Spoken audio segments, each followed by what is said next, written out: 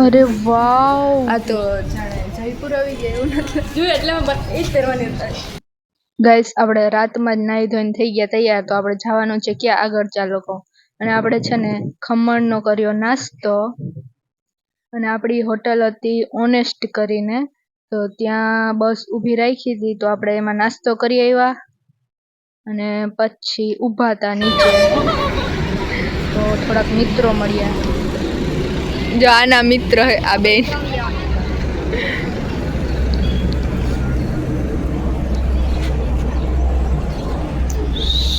જો આ પણ એમ જોઈએ મારા સામું જજી. અને જો એની બીજી બાજુ છે ને હવારમાં જો આ ઘેટા બકરા નીકળી ગયા ચરવા માટે. અને જો અહીંયા તો છે ને અત્યારે વરસાદ ચાલુ જ હતો, એટલે જો બધી બાજુ પાણી પાણી જ છે. તો આપણે ફાઇનલી જો આ ઓનેસ્ટ હોટલમાંથી નાસ્તો કરી અને પાછા આપણે સફર પર નીકળી ગયા આગળ. તો તમને આ લોકેશન જોઈને કઈ અંદાજો આવે છે કે આપણે કઈ જગ્યાએ જઈ રહ્યા છીએ? જો અંદાજો આવતો હોય તો કોમેન્ટ કરો, નકર આગળ વ્લોગમાં બન્યા રહો, એટલે આપણે બધું કહેવાના જ છીએ અને બહુ મજા જ આવશે. તો જો આ હે ને શું ખબર, ક્યારા છે, એટલે મીઠું બનાવવામાં આવે ને આમાંથી એ છે.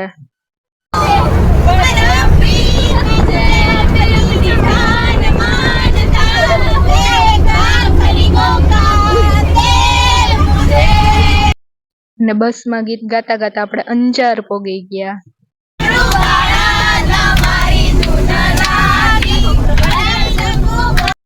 તો હા મિત્રો, આપણી એન્ટ્રી થઈ ગઈ છે કચ્છ ભુજમાં, એટલે કચ્છ સંગ્રહાલય ભુજ. એટલે જો આ કેટલું મસ્ત બનાવેલું છે, અને આપણે જોવા જવાનું છે. જો આ પણ જોવાનું છે, અને આગળ જો આપણે જે ગો વિથ ફ્લો બધા જાય એની પાછળ પાછળ વયા જાય, એટલે ક્યાંક તો જાશું ભાઈ. ભાઈ એટલું મસ્ત હતું, જો કેટલી મસ્ત દિવાલ છે, અને એની બાજુમાં અહીંયા ત્યાં નદી. અને ભાઈ અહીંયા ને ક્લિયર, એટલે એટલી ચોકસાઈ હતી, ક્યાંય તમને છે ને કઈ કચરો જ ન જોવા મળે, એટલું બધું સ્વચ્છ હતું.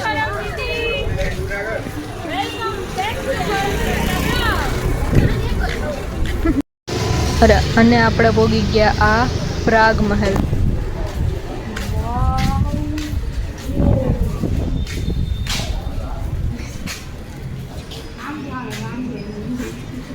આ તો જાણે જયપુર આવી ગયા એવું નથી જોયું, એટલે એ જ પહેરવાની હતા. તો પહેરાય.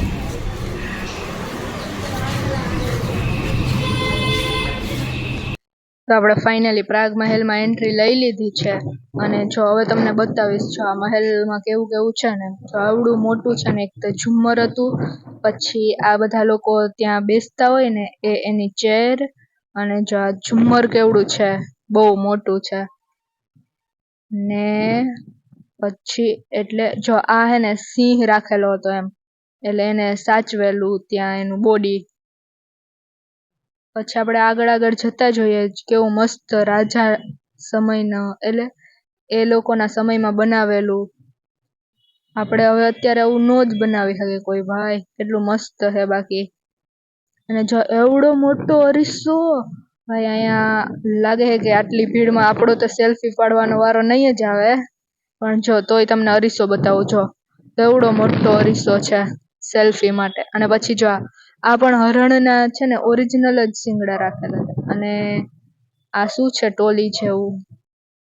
પછી એમાં બીજો માળ હતો, તો એના હે ને પગથિયા અને રેલિંગ એ બધું પણ છે ને લાકડાનું. પછી આ અરીસો, અને આ હતું ટાવર, એટલે મતલબ કે એમ બનાવેલું. તો છે ને કેટલું મસ્ત છે.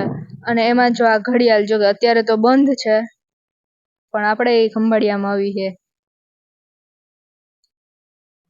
તો આપણે વાતો કરતા કરતા અને જોતા જોતા મસ્ત એવું, અને આપણે નીકળી ગયા મહેલની બહાર.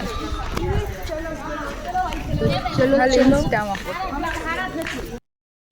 અને આપણે આવી મસ્ત મહેલવાળી જગ્યાએ આવ્યા, તો એમ ફોટા અને વિડીયો તો ફૂલ પાડ્યા. લોકેશન ભાઈ એટલું મસ્ત છે. પછી આપણે લાગી ગઈ ભૂખ, એટલે છે ને આપણે ચણા મસાલા ખાધા. જો હાલો, કોઈને ખાવા છે ચણા મસાલા તો આવી જાવ, મારા જેમ ભૂખા થઈ ગયા હોય તો. ભાઈ એટલું રખડીને એને ફૂલ ભૂખ લાગી ગઈ હતી, તો આપણે એમ થયું થોડુંક નાસ્તો કરી લઈ, એટલે અમે ખાધું જો, અને બહુ મસ્ત હતા ચણા મસાલા એમ. પછી આપણે છે ને પાછું શરૂ કરી દીધું ખાઈ પીને વ્લોગિંગ અને વિડીયોઝ ને ફોટોઝ. અને ભાઈ તમે અહીંયા આવો ને બહુ મસ્ત એમ લાગે કે જાણે રાજસ્થાન પૂગી ગયા એવા મહેલ ને હજી તો એટલું જોવાનું છે. અમે તો હજી આ પ્રાગ મહેલ એકે પૂગ્યા છે એમ. અને જો ત્યાં પાછળ વાળું જે દેખાય ને એ ભૂકંપ આવ્યો તો ત્યારે પડેલું હતું, અને આ રિનોવેશન વાળું છે. એટલે જો આ ભૂકંપ આવ્યો ત્યારે પડેલ હતું એ વાળું. પછી મેં છે ને અલગ અલગ એંગલ બતાવ્યા ફોટોગ્રાફીના, શીખવાડ્યા એમ બાજુવાળીને. અને આપણે પાછા ભૂખ લાગી ગઈ એટલે પૂગી ગયા દાબેલી ખાવા. ભાઈ આની દાબેલી મસ્ત કઈ કચ્છી દાબેલી પ્રખ્યાત છે કચ્છની. ને પછી આપણે ખાધી મકાઈ શેકેલી. અને આપણો સફર પાછો ચાલુ કર્યો. તો રસ્તામાં જતા જતા છે ને આ જો ખારેકનો બગીચો આવ્યો. તો જો આ ખારેક બાંધેલી છે ત્યાં જો તમને દેખાય છે, એટલે ઝાડવામાં ત્યાં કોથળી વીટેલી છે એમ. ને આપણે ફાઇનલી પૂગી ગયા બીજા સ્થળ પર, જે હતું છે ને આ ભુજિયા ડુંગર પર બનાવેલું છે ને સ્મૃતિ વન છે. અને આ એશિયામાં એટલે આખી એમાંથી ત્રીજા નંબર આવેલું છે.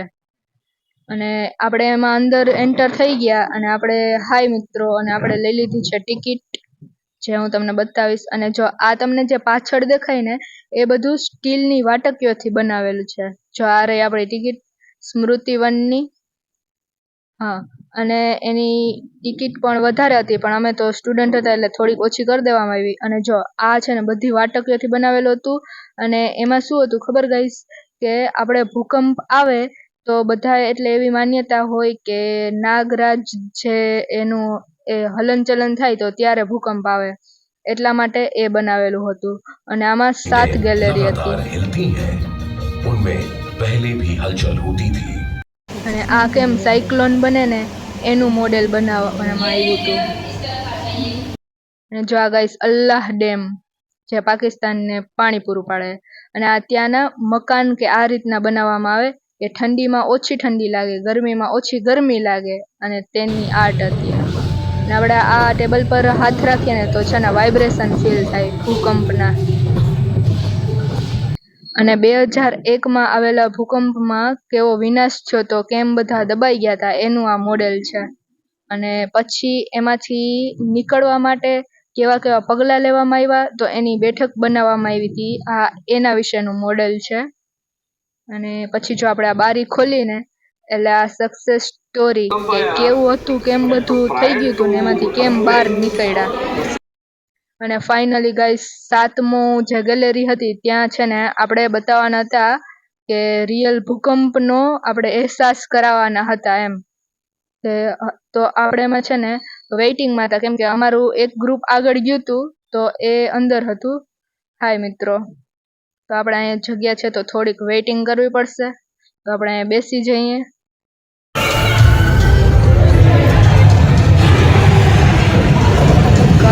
જો આપણે જ્યાં ઊભા છીએ ને ત્યાં જો આ હેન્ડલને પકડી રાખવાનું, એટલે અંધારામાંથી તો ઓછું દેખાશે. અને સ્ક્રીન પર જે સ્થિતિ એટલે ભૂકંપનો વિડીયોઝ હોય ને એવા પ્લે કરવામાં આવે. અને નીચેથી છે ને આપણે જ્યાં હોય ને ત્યાં પર વાઇબ્રેશન ફીલ થાય એમ.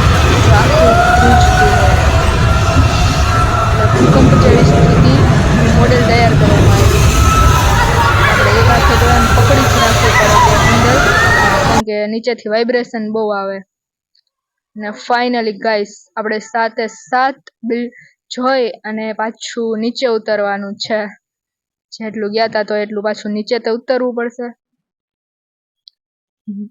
પણ અહીંયા છે ને બહુ મસ્ત છે એમ, અને બહુ ઘણું બધું નોલેજ મળે એમ છે. તમે જો કચ્છ આવો તો અહીંયા આવજો જ જરૂર સ્મૃતિ વનમાં. હેલો હાય હાય રોજ રોજ હાય. What are you doing? જ્યારે video long time no see. જ્યારે વિડિયો ઉતારો ત્યારે હાય. Forum is the best blogger forum અને નાખજે શાઉટ આઉટ માં આરસી તરફથી. Thank you. યસ, એને કહેજે કે આજે આરસી દિવસ એમ કીધું મને કે forum is the best blogger from the bottom. તો મળીએ મિત્રો Yes. નેક્સ્ટ બ્લોગમાં. ત્યાં સુધી બાય.